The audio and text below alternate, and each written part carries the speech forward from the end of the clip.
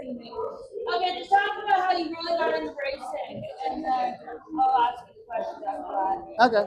Okay. Okay, go ahead. Here I go. Okay, I got into drag racing about 1976, and what's funny with that, this is my 50th year drag racing.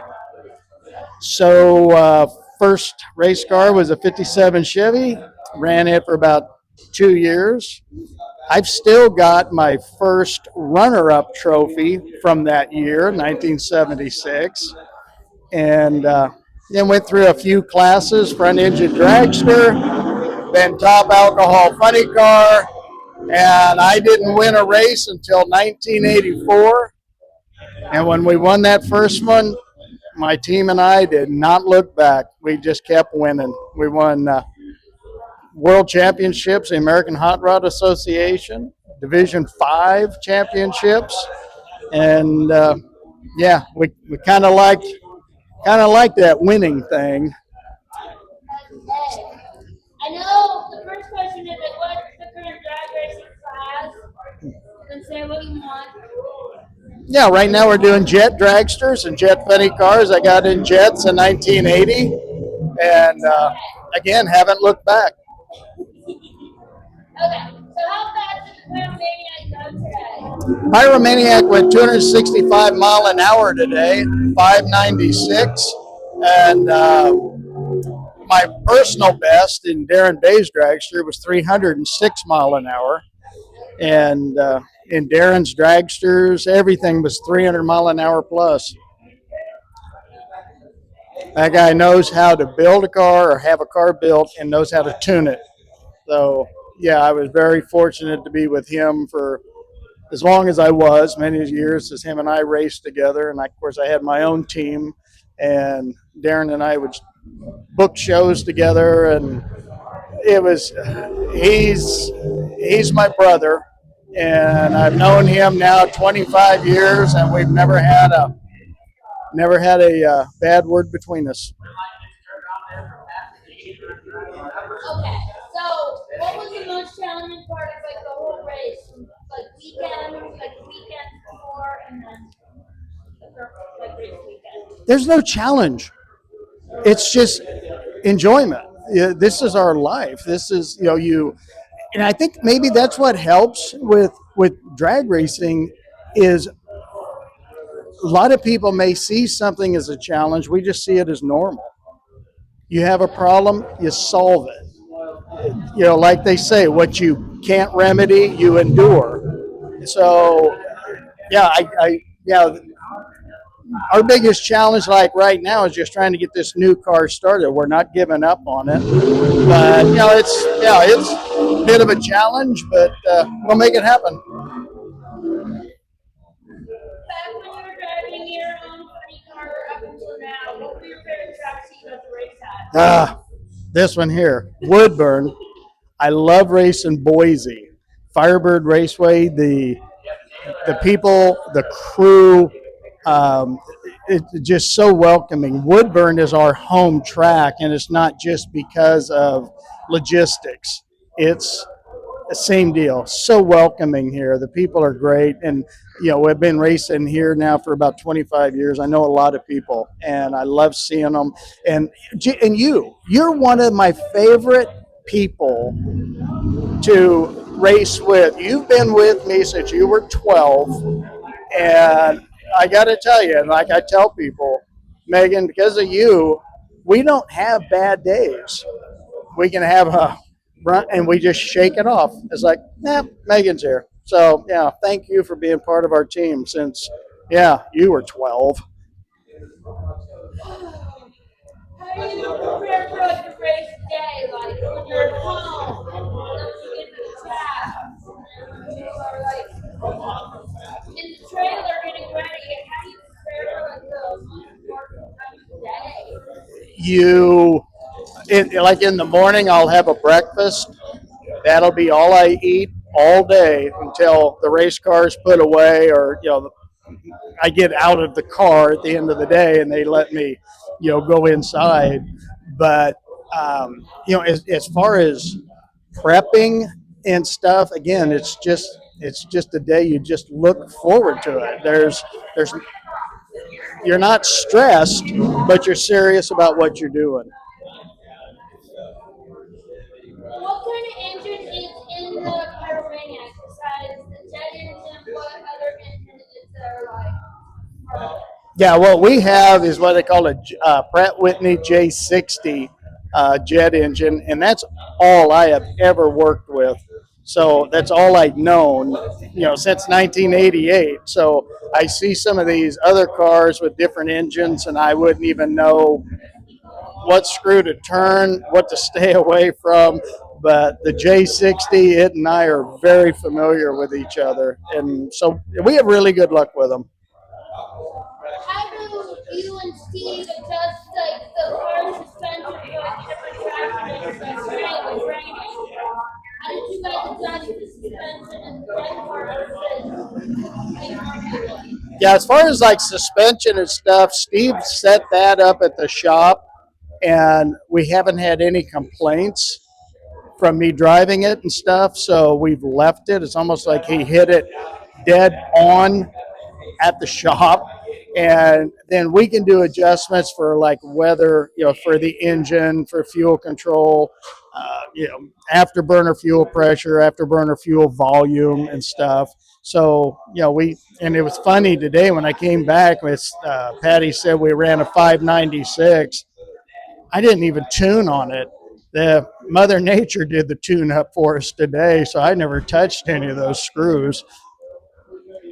And for you back when you were driving your alcohol car, what were the key factors in achieving a good reaction time for you in the alcohol car you were driving it? You know, I had I had so much fun with the alcohol car. I had it for 8 years, 80 through 87, and my dad, he was on the team. When he got really serious with us and started building the engines, that's when our whole attitude, our whole program, that is when we got winning races.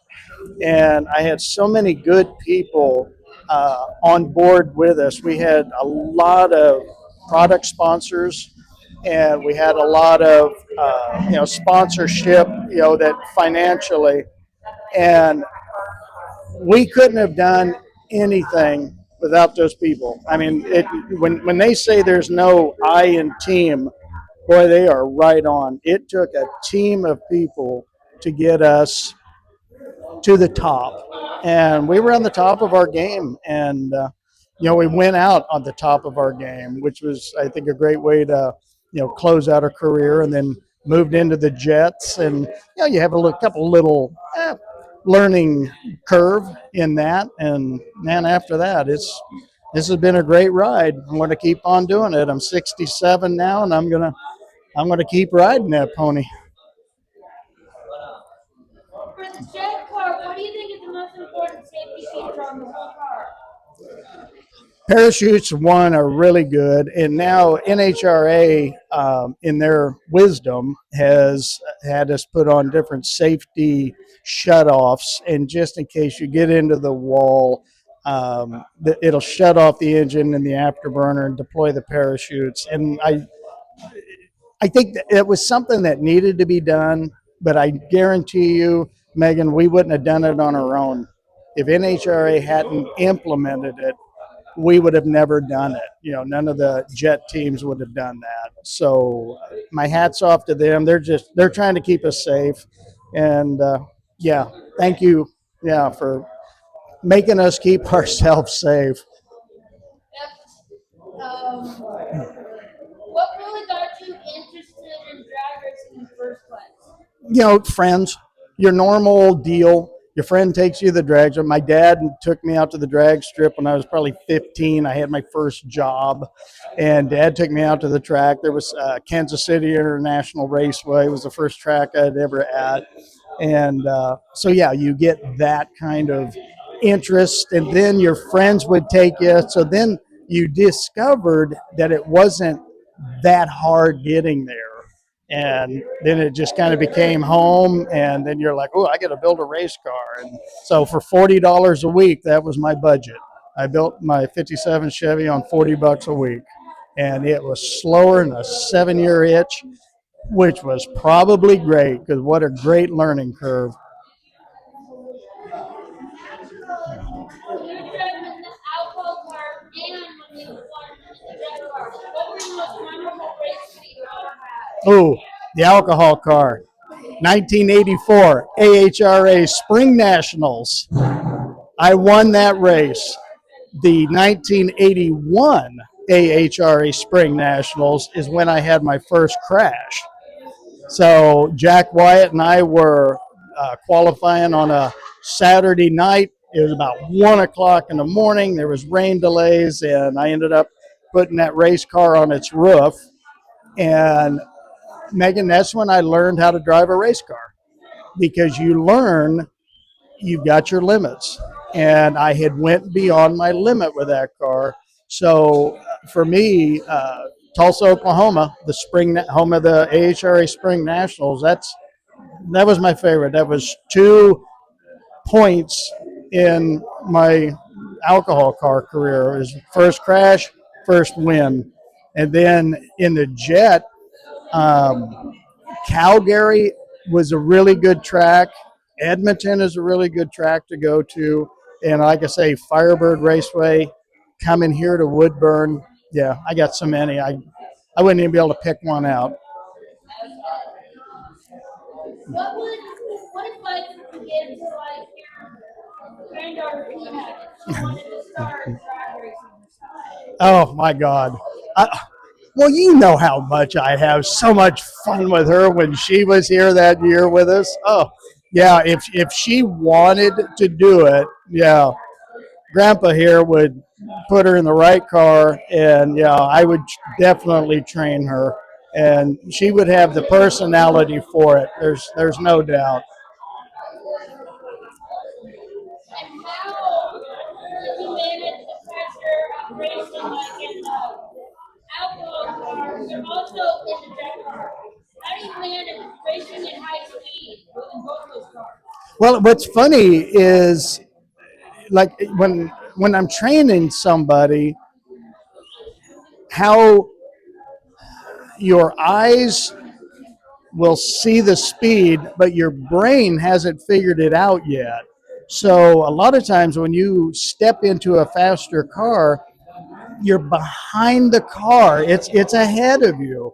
And then as time progresses and your eyes and your brain and everybody gets kind of synchronized, you're almost pushing yourself forward now. I'm no longer behind the car. I'm ahead of the car. And so it just takes it's definitely a vision and a mental thing. When you go, change going from a little slower to a little faster. You got to let your body needs to adjust to it, and it will. And what are your goals to the upcoming season with the Pyromaniac? Uh, Pyromaniac it's a great car. We go out, we do great shows with it, we have a good time with it. We're introducing a brand new jet dragster. It is giving us some problems, and like I say, we don't give up. It's going to go down the track, and it's going to be a successful car also. So yeah, I am really looking forward to 2026 jet racing. So let's get it on. Let's go burn up some jet fuel.